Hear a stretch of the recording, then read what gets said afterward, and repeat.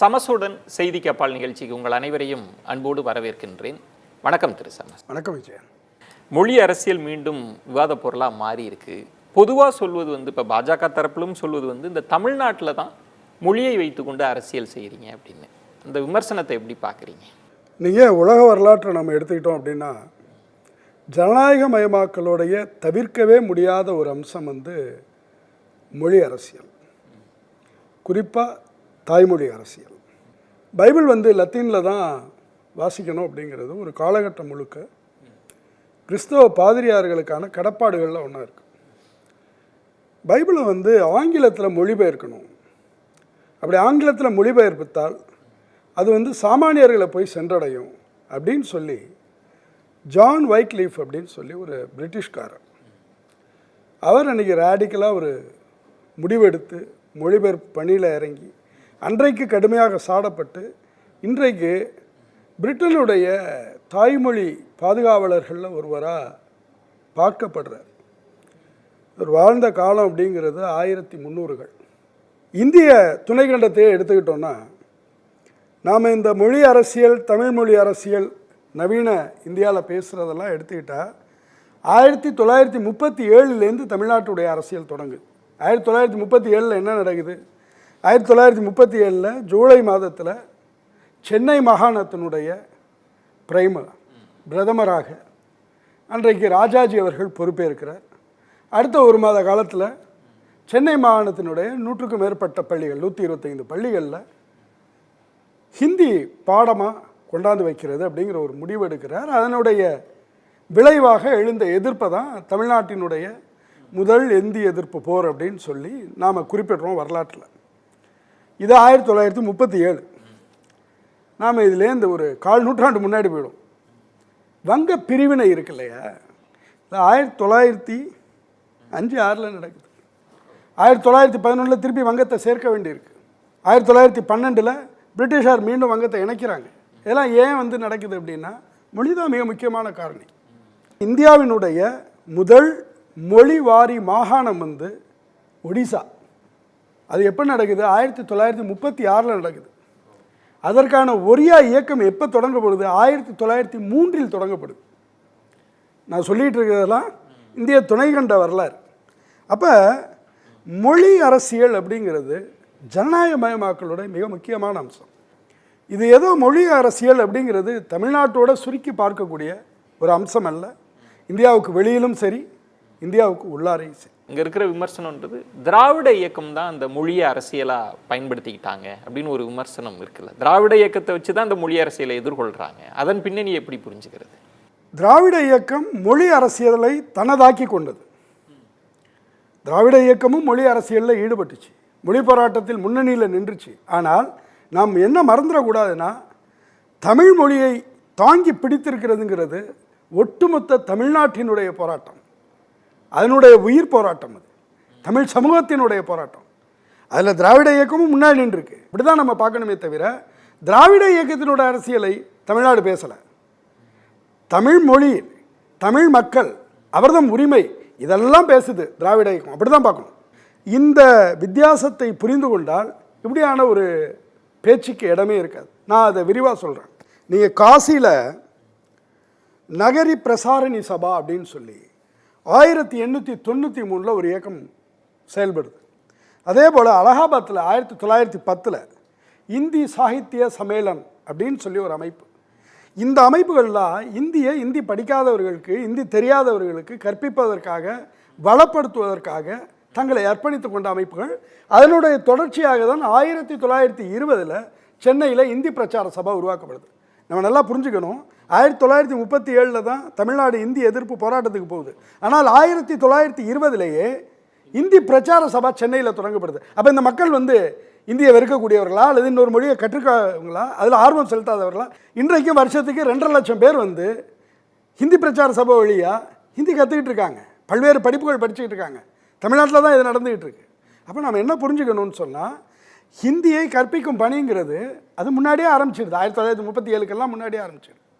இந்த பணியினுடைய ஒரு பகுதியாக தமிழ்நாட்டில் அரசியலில் இங்கே இருக்கிற மக்கள்கிட்ட, தென்னிந்தியாவில் குறிப்பாக ஹிந்தி பேசாதவர்கள்ட்ட இந்தியை கொண்டு போகணும் அப்படிங்கிறது காங்கிரஸ்குள்ளார அப்படி ஒரு குரல் எழுது. பலரும் இன்னைக்கு இந்தி அப்படின்னு சொன்னால் அதனுடைய முகமாக தமிழ்நாட்டில் பார்க்கிறது வந்து ராஜாஜி. உண்மையிலே அது இல்லை உண்மையான முகம். சத்தியமூர்த்தி அவர்கள் தான் உண்மையான அந்த முகம். 1920களிலேயே தமிழ்நாட்டில் இந்தியை கற்பிக்கணும், கட்டாயமான பாடமாக சென்னை மாகாணத்தில் இந்தியை கற்பிக்கணும்.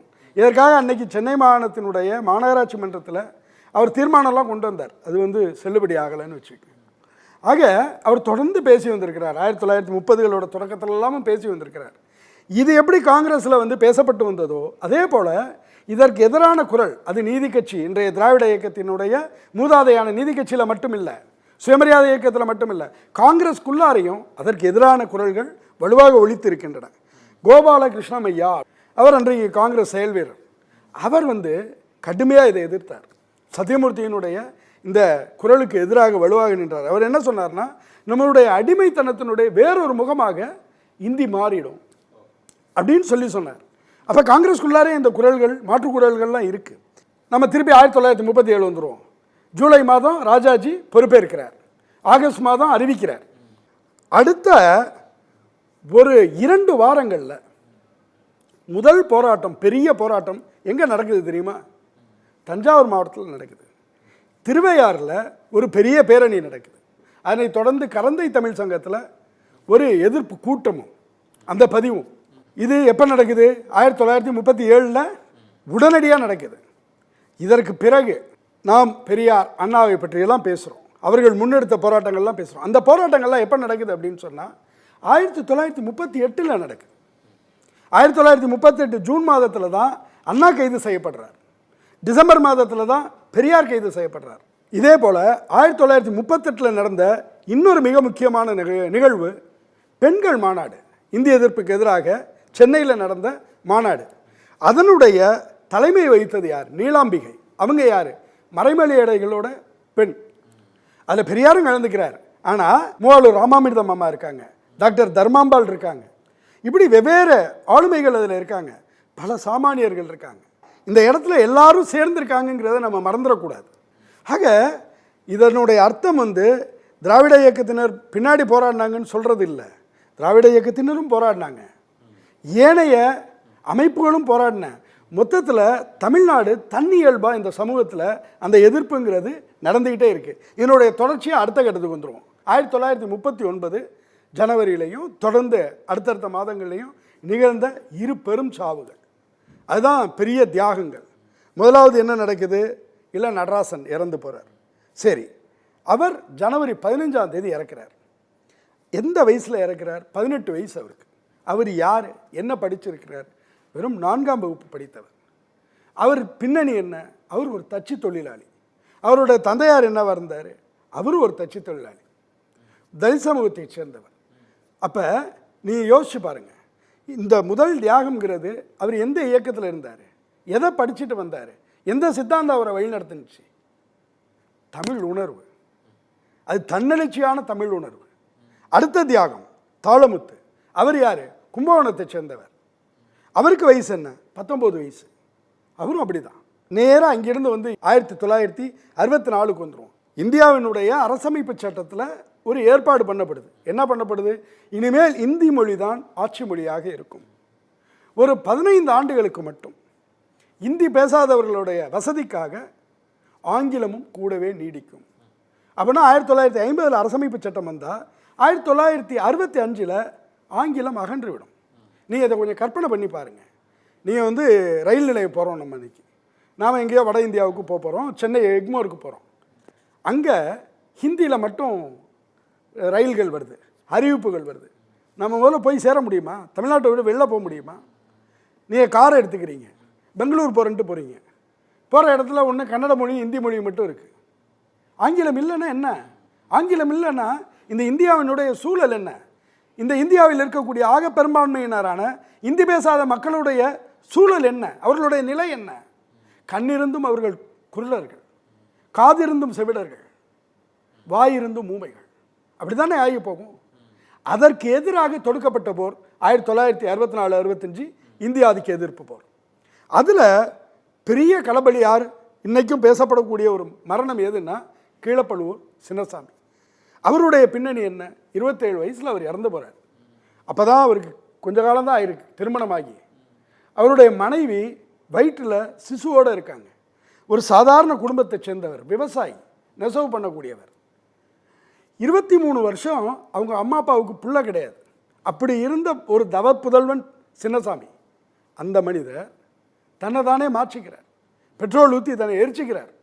அப்போ அவர் ஒரு கடிதம் எழுதுகிறார், தன்னுடைய நண்பருக்கு எழுதி வைக்கிறார். அந்த கடிதத்தில் என்ன சொல்கிறாரு? என்னுடைய மரணம் காலமெல்லாம் அந்த கேள்வி எழுப்பட்டும், ஏன் இந்தி, எதற்காக இந்தி? ஐயோ தமிழே, நீ வாழ நான் துடி துடித்து சாகிறேன் அப்படின்னு எழுதி வச்சுட்டு போகிறார். இந்த மரணங்கள்லாம் இருக்கு, இந்த தியாகங்கள்லாம், இதெல்லாம் தன்னெழுச்சியாக வந்தது. சரியா? இதனுடைய இயக்கங்களும் பயணித்திருக்கின்றன. ஆனால் இது எல்லாத்தையும் நாங்கள் தான் பண்ணணும்னு ஒருத்தர் சொன்னாலும் அது கொச்சைப்படுத்துவது தான். இது எல்லாத்தையும் அவங்க தான் தூண்டினாங்க, அவங்க தான் பண்ணாங்கன்னு சொல்கிறதும் அது ஒட்டுமொத்த வரலாற்றையும் கொச்சைப்படுத்துவது தான். அதனால் பாஜகவினர் திமுகவுக்கு எதிரான அவர்களுடைய அரசியலுடைய ஒரு பகுதியாக இந்த விஷயத்தை பார்ப்பதற்கு பதிலாக இதற்கு பின்னால் இருக்கக்கூடிய ஒரு நீண்ட வரலாற்றை கண்கொண்டு பார்க்க வேண்டும். கிட்டத்தட்ட 700 பேர் வரை இறந்ததாக மொழிப்போரில் நமக்கு சொல்லப்படுது. உள்ளபடி எவ்வளோ பேர் இறந்தாங்கங்கிறதுக்கு எந்த பதிவுகளும் கிடையாது, உண்மையான பதிவுகள் கிடையாது.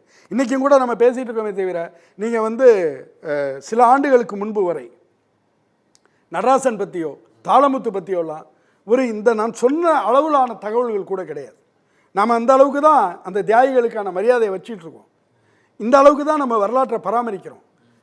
அது நம்முடைய எளிநிலை. அதற்காக இந்த வரலாறு எல்லாத்தையும் புதைச்சிட முடியாது. பொதுவாக தமிழர்கள் பன்மைத்துவத்தை ஏற்றுக்கொள்ளக்கூடியவர்கள், ஆனால் ஏன் மும்மொழி கொள்கையை எதிர்க்கிறார்கள்ன்ற ஒரு கேள்வி இருக்குது. இன்றைக்கு திரு அண்ணாமலை அவர்கள் சொல்கிறது இருமொழி கொள்கைன்றது காலாவதி ஆகிவிட்டது, நீர்த்து போயிடுச்சு அப்படின்னு சொல்கிறார்.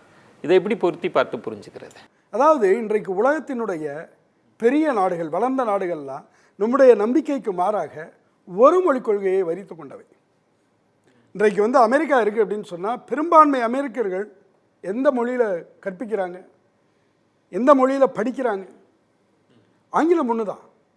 இன்றைக்கு பிரான்ஸ் இருக்கிறது, ஜெர்மன் இருக்கிறது, எல்லா நாடுகளுமே பெரும்பான்மையாக ஒரு மொழியில் தான் கற்பிக்குது. அந்த ஒரு மொழியில் அவங்களால எல்லாத்தையும் சுற்றி வந்துட முடியும். அங்குள்ள சமூகத்தால் ஜெர்மானியர்கள் ஜெர்மன் படித்தா போதும், எல்லா படிப்பையும் படித்து முடித்து வேலைக்கு போயிடலாம். ஃபின்லாண்டு போன்ற சின்ன நாடுகள் வரைக்கும் இது நிலையாக இருக்குது, முன்னேறிய சமூகங்களில். அப்படியான சமூகங்கள் தாய்மொழியை, ஒரு மொழியை சிறப்பாக கைகொண்ட சமூகங்கள் தான் முன்னாடி இருக்காங்க. இதை தாண்டி உலகளாவிய சமூகங்கள் எதெல்லாம் மேலெழக்கூடிய சமூகங்களோ, ஒரு பக்கம் தன்னுடைய ஒரு மொழியில் தீர்க்கமாக இருக்கும், இன்னொரு பக்கம் இன்னொரு மொழியையும் தொடர்பு மொழியாக வச்சுக்கும் மற்ற சமூகங்களோட உறவாட. அதுக்கு இந்த சமூகம் என்றைக்குமே தயங்கினதில்லை. தமிழ்நாட்டினுடைய இருமொழி கொள்கை 2000 வயதுக்கு மேற்பட்டது. நான் என்னுடைய சோழர்கள் என்ற நூலுக்கு தமிழ்நாட்டினுடைய மிக மதிக்கத்தக்க வரலாற்று ஆய்வாளர்களில் ஒருத்தரான வேதாசலம் அவர்களை பேட்டி கண்டேன். அவருடைய பேட்டியில் அவர் பதிவு பண்ணுறார். எங்கேருந்து பதிவு பண்ணுறார்? வரலாற்றிலிருந்து பதிவு பண்ணுறார். நீங்கள் சொல்லுங்கள், நம்ம தமிழ் மொழியுடைய ஆதி வரலாற்று வடிவம் நமக்கு பேசுகிறதுக்கு கிடைச்சிருக்கக்கூடிய சான்று எது? தமிழ் பிராமி எழுத்துக்கள். இந்த பிராமி எழுத்துக்கள் தான் நாம் எடுத்துக்கிட்டு இன்றைக்கி பேசுகிறதுக்கான அடித்தளம். இதே போல தான் இந்திய துணைக்கண்டம் முழுக்க இருக்கக்கூடிய கிடைக்கக்கூடிய பிராமி எழுத்துக்களையும் வச்சு நம்ம பேசுகிறோம். அப்போ நீங்கள் இதில் ஒரு 2000 வருஷம் பின்னாடி போயிட்டீங்கன்னா அந்த பிராமி எழுத்துக்கள் சொல்லக்கூடிய செய்தி என்ன? தமிழ்நாட்டுக்கு வெளியே, தமிழ்நிலத்துக்கு வெளியே கிடைக்கக்கூடிய பிராமி எழுத்துக்கள் எல்லாமே அந்த குறியீடுகள் வெளிப்படுத்தக்கூடிய மொழி எதுவென்றால் பிராகிருதம். ஆனால் தமிழ்நாட்டுக்கு உள்ளார கிடைக்கக்கூடிய குறியீடுகள் வெளிப்படுத்தக்கூடிய மொழி எதுவென்றால் தமிழ். சரியா? அப்போ இந்த தமிழ்ங்கிறது 2000, 2500 வருஷம், 5000 வருஷம் நீங்கள் எவ்வளவு உங்களுக்கு சான்று கிடைக்குதோ போவ போவ போவ அது என்ன சொல்லுதுன்னா தன்னை தக்க வச்சுக்குது. அதே சமயம் அது ஊடாடவும் செய்யுது. அப்போ 2000 வருஷத்துக்கு முன்பு அது பிராகிருதத்துடன் ஊடாடியது, அதற்கு பின்பு சம்ஸ்கிருதத்துடன் ஊடாடியது, அதற்கு பின்பு இப்போது ஆங்கிலத்துடன் ஊடாடி கொண்டிருக்கிறது. அது ஊடாடக்கூடிய மொழி மாறுது. அந்த ஊடாடக்கூடிய மொழியினுடைய செல்வாக்குக்கு ஏற்ப தமிழ் அப்படியே தான் இருக்குது. அப்போ நீங்கள் தமிழோடு ஊடாடணும்னா இந்த மொழி அந்த அளவுக்கு வல்லமை பெற்றதாக இருக்கணும். கடந்த காலத்தில் பிராகிருதத்துக்கு அது இருந்தது, சம்ஸ்கிருதத்துக்கு இருந்தது. ஆங்கிலத்தை தாண்டி இந்தி அந்த இடத்துக்கு வரணும்னா ஆங்கிலத்தை இந்தி முதலில் தாண்டினால் தானாக தமிழ் இடத்துக்கு அதோட உறவுக்கு வர முடியும். ஆங்கிலத்தில் நீங்கள் விஞ்சாமல் இந்த சமூகம் திணிப்பின் வழியாக அதை ஏற்றுக்கொள்ளும் அப்படின்னு நம்ம சொல்ல முடியாது. இதை நான் சொல்லலை, வரலாறு சொல்லுது. நாம் இப்போ ஒரு 2500 வருஷம் வரலாறு பேசுகிறோம். இதில் கிட்டத்தட்ட 1500 ஆண்டுகள் இந்த சமூகம் வேற்றுமொழி ஆட்சியாளர்களால் ஆளப்பட்டிருக்கு. களப்பிரர்கள், பல்லவர்கள், நாயக்கர்கள், பிரிட்டிஷார், இந்த 4 ஆட்சி காலம் மட்டுமே 1500 வருஷம் கிட்டத்தட்ட. அப்போ இந்த ஆட்சியாளர்கள் வரும்போதெல்லாம் என்ன பண்ணுறாங்கன்னா, முதலில் பல்லவர்கள் வரும்போது என்ன பண்ணுறாங்க, அல்லது நாயக்கர்கள் வரும்போது என்ன பண்ணுறாங்க, அவர்களுடைய ஆரம்ப கால வரலாற்று சுவடுகளை எடுத்து பார்த்தா தமிழோட அவங்க தெலுங்கை கொண்டு வராங்க. ஆனால் காலப்போக்கில் என்ன ஆகுது அப்படின்னு சொன்னால், இந்த மொழிக்கு வெளியிலேருந்து எதையாவது எடுத்துகிட்டு வந்தால் இந்த மொழி அதை வெளித்தள்ளுது. நீங்கள் என்னை ஆளணும்னு சொன்னால் என்னுடைய மொழியின் வழியாக என் சமூகத்தோட ஊடாடி தான் என்னோட நீங்கள் உறவில் இருக்க முடியும்னு இந்த மொழி சொல்வதோட விளைவு, நீங்கள் மொழியை மாற்றி இங்கே இம்போஸ் பண்ணணும்னு நினச்சிங்கன்னா இந்த மொழி உங்களை உதறி தள்ளிடும். அதுதான் வரலாறு சொல்லுது. இருமொழி கொள்கை என்பது இன்றைக்கு 3ஆம் உலக நாடுகளில் மேலெழுந்த சமூகங்களில் மிக முக்கியமான ஒரு கொள்கை. நீங்கள் இருமொழி கொள்கையை அது எவ்வளோ பெரிய தாக்கத்தை செல்வாக்கை உண்டாக்குனதுங்கிறத நம்ம வரலாற்றில் ஒரு ஒப்பீட்டுக்கு போவோம். 1967 அண்ணா அவர்கள் இங்கே பொறுப்பேற்கிறார். அதுக்கு பிறகு தான் இருமொழி கொள்கைங்கிறது சாஸ்வதப்படுத்தப்படுது. 1965 அதாவது அண்ணா இங்கு பொறுப்பேற்பதற்கு 2 ஆண்டுகளுக்கு முன்பு சிங்கப்பூர் சுதந்திரம் அடைகிறது, முழு சுதந்திரம் அடைகிறது. அங்கே லீ குவான் யூ பொறுப்பேற்கிறார். ஆசியாவில் 2 உதாரணங்கள் இருமொழி கொள்கை மேலெழுந்த சமூகங்கள் என்று சொன்னால், ஒன்று சிங்கப்பூர், இன்னொன்று தமிழ்நாடு. இதில் என்ன மிக முக்கியமான அம்சம் அப்படின்னு சொன்னால், சிங்கப்பூர் சமூகத்தினுடைய பெருவாரி மக்கள் 75% மக்கள் சீனர்கள். லீ குவான் யூ அவர்கள் அடிப்படையில் ஒரு சீனர். அவர் நினச்சிருந்தா பெரும்பான்மைவாதத்தை பின்பற்றக்கூடியவராக இருந்திருந்தால் மாண்ட்ரீனை தேசிய மொழியாக்கிட்டு எல்லாரும் படிங்கன்னு சொல்லியிருக்கலாம். அது எதேச்சதிகாரத்தை பின்பற்றக்கூடிய ஒரு நாடு தான் அது. ஜனநாயக நாடு கூட கிடையாது. இங்கே மாரி அங்கே போராட்டம், இங்கே மாரியான ஆர்ப்பாட்டத்துக்கு அங்கே வேலை இல்லை.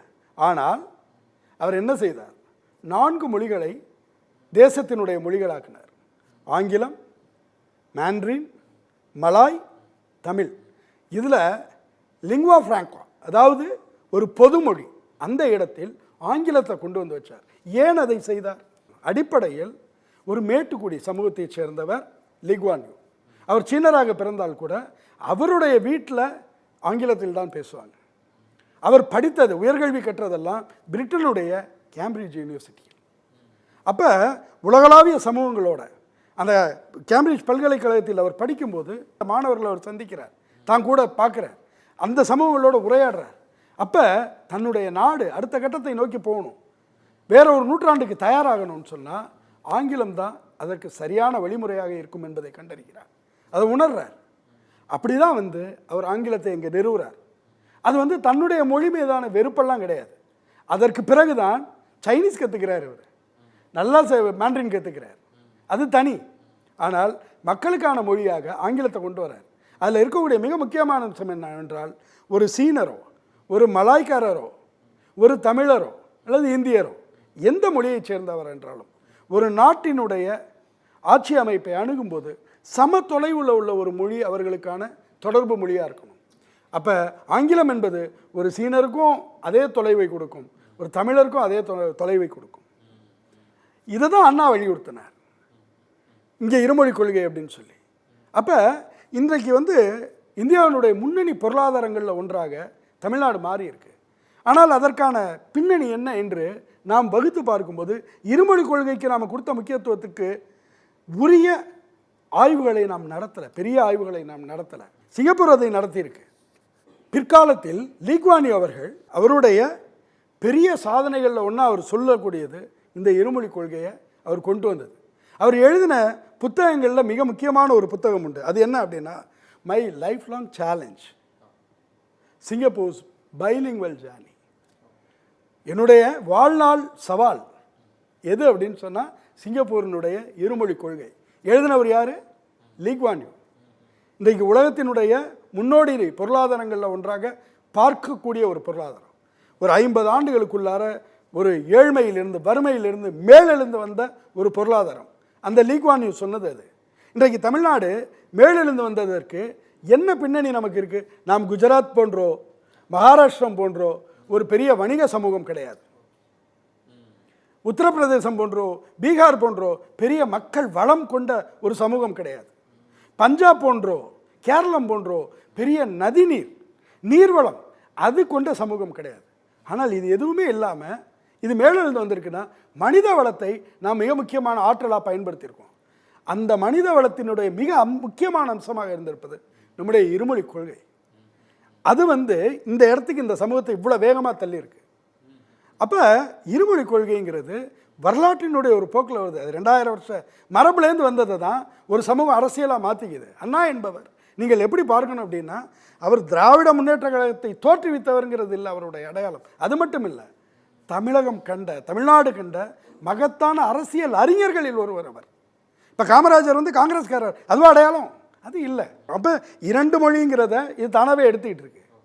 நீங்கள் இந்த 3வது மொழியை ஏன் அது ரெசிஸ்ட் பண்ணுதுங்கிறத எடுத்துக்கணும். ஏன் எடுத்துக்கணும் அப்படின்னு சொன்னால், இன்றைக்கு இந்தியாவினுடைய ஏனைய பகுதிகள், நாம் உத்தரப்பிரதேசம் போயிடுவோம், அல்லது பீகார் போயிடுவோம், அதாவது மத்திய பிரதேசம் போயிடுவோம். அங்கே உள்ள பள்ளிக்கூடங்களில் எத்தனை மொழி கற்பிக்கப்படுகின்றன?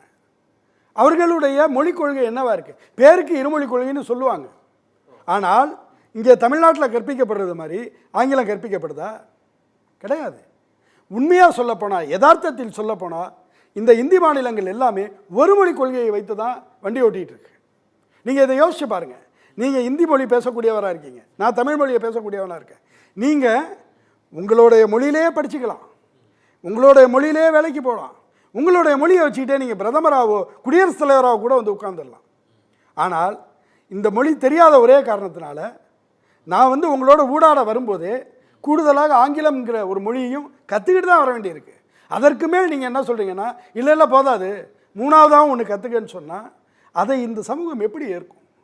இதை சுரண்டல்னு புரிஞ்சுக்க முடியாத அளவுக்கு ஒரு 5000, 3000, 4000 வருஷமாக தன்னுடைய வரலாற்றை எண்ணி பார்க்கக்கூடிய ஒரு சமூகம் இருக்கும். இது மிக முக்கியமாக திராவிட முன்னேற்ற கழகம், பாரதிய ஜனதா கட்சி இடையிலான பிரச்சனை இல்லை. இது தமிழ்நாட்டினுடைய உயிராதார பிரச்சனை. இந்த சமூகம் மொழி வழியாகத்தான் தன் உயிரை பிடித்திருக்கு. தமிழ்நாடு அப்படின்னு சொன்னால், தமிழர்கள் அப்படின்னு சொன்னால், தமிழினம் அப்படின்னு சொன்னால் அதனுடைய உயிர் நாடி தமிழ். மிக்க நன்றி திரு சம்பத். மிக்க நன்றி.